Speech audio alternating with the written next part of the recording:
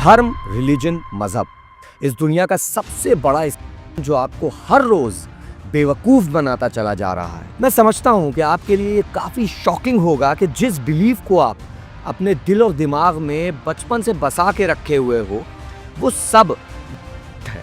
हमें ये जानने का पूरा अधिकार है कि यहाँ सच क्या है। क्या हम भी उन करोड़ों लोगों की तरह बिलीवर्स के झुंड में शामिल हो जाएं, या फिर अपने बिलीफ सिस्टम की थोड़ी सी मरम्मत की जाए।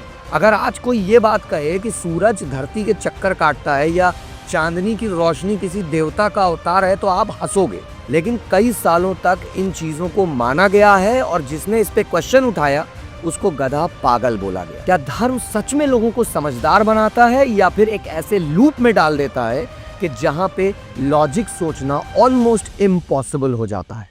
अगर आपको लगता है कि ये सवाल इम्पोर्टेंट है तो आगे सुनो, क्योंकि हो सकता है कि जो कहानी आपको बताई गई हो वो सब एक बकवास हो। मैंने जब इस चीज पे थोड़ी सी रिसर्च किया तो मेरा दिल दहल गया, क्योंकि धर्म में मैंने सिर्फ 5% गुडनेस देखी, बाकी 95% रिलीजन लोगों को डार्कनेस की ओर ले जा रहा है। श्री साईं बाबा संस्थान 600 करोड़ से ज्यादा की कमाई कैश में करता है और जो सिल्वर और गोल्ड दिया जाता है वो तो रिकॉर्ड में रहता भी नहीं है। काशी विश्वनाथ टेम्पल 11 करोड़ हर साल अर्न करता है। अजमेर शरीफ दरगाह 200 करोड़ से ऊपर की कमाई है हर साल। इसमें जो धार्मिक स्थलों के लीडर्स हैं उन्होंने सब कुछ चैरिटी में चला गया ये कह के बात को खत्म कर दिया और उनसे ज्यादा सवाल भी नहीं हुए। सोच के देखो, कोई टैक्स रेट नहीं, कोई हिसाब नहीं, धार्मिक स्थलों को टैक्स फ्री रखा जाता है, तो फिर ये पैसा जाता कहाँ है? जहाँ इन दरगाह और मंदिरों के बाहर गरीबों और भिखारियों की बारात सजी रहती है चारों तरफ,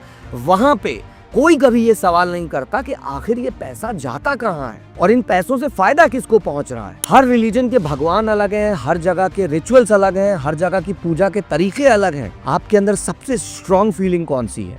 होप और फियर, यानी उम्मीद और डर। रिलीजन इन दोनों चीजों को करता है। अगर आप गरीब हो तो आपसे कहा जाएगा कि भगवान सब ठीक कर देगा, सब ठीक हो जाएगा। अगर आप गलती से भी क्वेश्चन कर दो तो आपसे कहा जाएगा अल्लाह की ताकत से डरो, तुमको सजा मिलेगी। मतलब रिलीजन आपको एक इल्यूजन में रख के चलाता है, एक तरफ उम्मीद का झांसा, दूसरी तरफ डर का प्रेशर, और इसी वजह से लोग सोचना बंद कर देते। इस बार कुंभ मेले में 50 करोड़ से भी ज्यादा लोगों ने पार्टिसिपेट किया, जिसमें 30 लोग कुचल के मर गए, बहुत सारे लोग घायल हुए।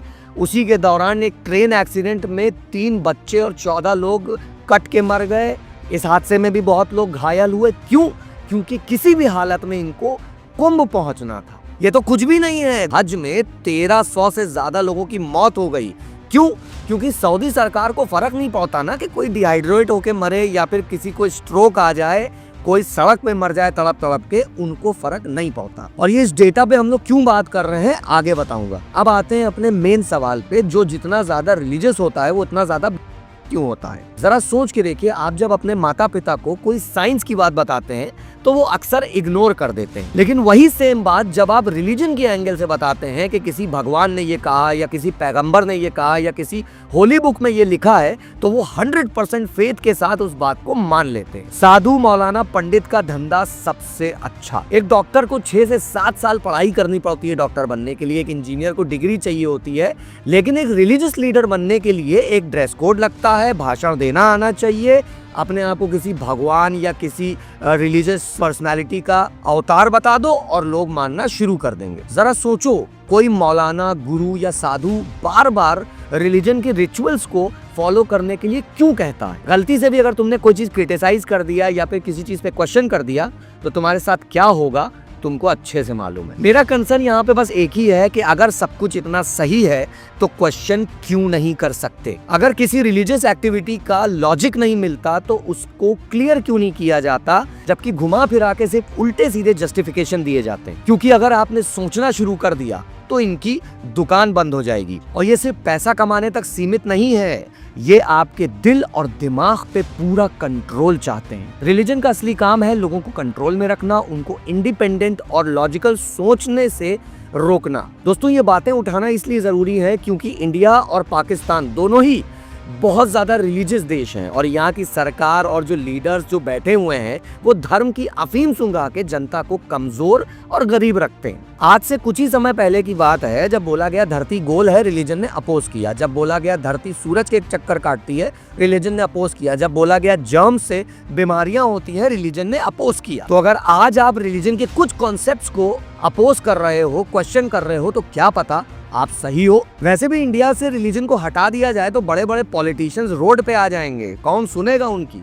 वगैरह खत्म हो जाएंगे, लोग पढ़ाई लिखाई पे जोर देने लगेंगे, सिर्फ भगवान और अल्लाह के भरोसे नहीं रहेंगे, डेवलपमेंट के नाम पे वोटिंग होगी और इंस्टेड ऑफ नारेबाजी लोग क्वेश्चन करना शुरू कर देंगे। जितनी भी साइंटिफिक डिस्कवरीज आई हैं वो रिलीजन से फाइट करके ही आई हैं और हिस्ट्री इस बात का सबसे बड़ा प्रूफ है। 1857 में first war of Indian independence में जब ब्रिटिशर्स ने साइंटिफिक रीजनिंग के आधार पे हमारी बेवकूफ भरी ट्रेडिशनल बिलीफ्स को क्वेश्चन किया, तब लोगों ने इसको डेवलपमेंट माना और कबूल कर लिया, क्योंकि उनको लगा कि इस वक्त भारत को सबसे ज्यादा इस चीज की जरूरत है। अगर उस समय हमने अपनी ही रिलीजियस बिलीफ्स को चैलेंज नहीं किया होता तो आज हमारा समाज जो भी थोड़ा बहुत इवॉल्व किया है वो नहीं हो पाता और सती प्रथा जैसी घटिया, बेकार और बेवकूफाना हरकतें आज तक चल रही होती। हर साल मंदिर, मस्जिद, गुरुद्वारा बनाने में करोड़ों रुपए खर्चा किए जाते हैं, लेकिन स्कूल और हॉस्पिटल्स बनाने के लिए कोई सामने नहीं आता जल्दी। क्या भगवान खुद आके रोड्स बनाएंगे या गरीबों को आके नौकरियां देंगे? जब तक हम ब्लाइंड फेथ पे भरोसा रखते रहेंगे, डेवलपमेंट रुक जाएगा और हम इसी गलतफहमी में मर के खत्म हो जाएंगे